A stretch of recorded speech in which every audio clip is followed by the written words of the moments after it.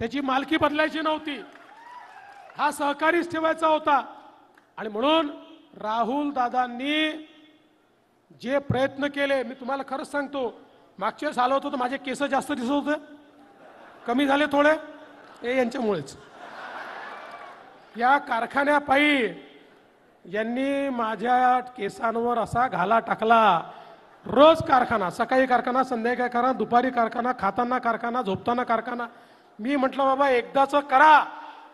आणि मला अतिशय आनंद आहे ज्या पद्धतीने पुढे चाललाय। मी आज भाकीत करतो पुढच्या काळातला या भागातला सगळ्यात चांगला कारखाना हा असणार आहे। जे करायचं ते उत्तम करायचं।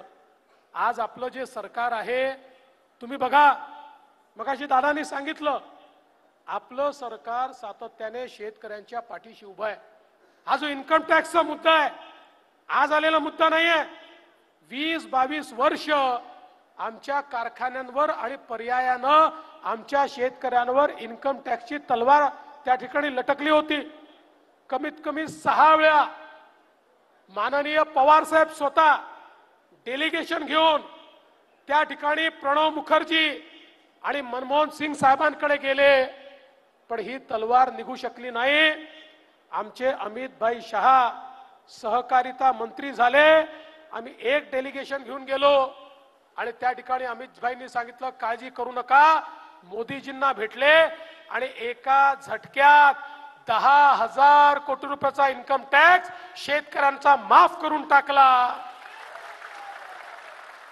आणि नियमच तयार केला की कोणी जर शेतकऱ्यांना जास्त एफआरपी दिली तर त्यांना इन्कम टॅक्स लागणार नाही।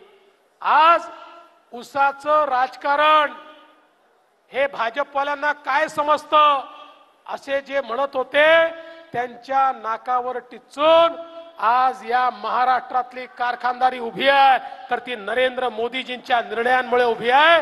हे सांगताना मला अभिमान वाटतो।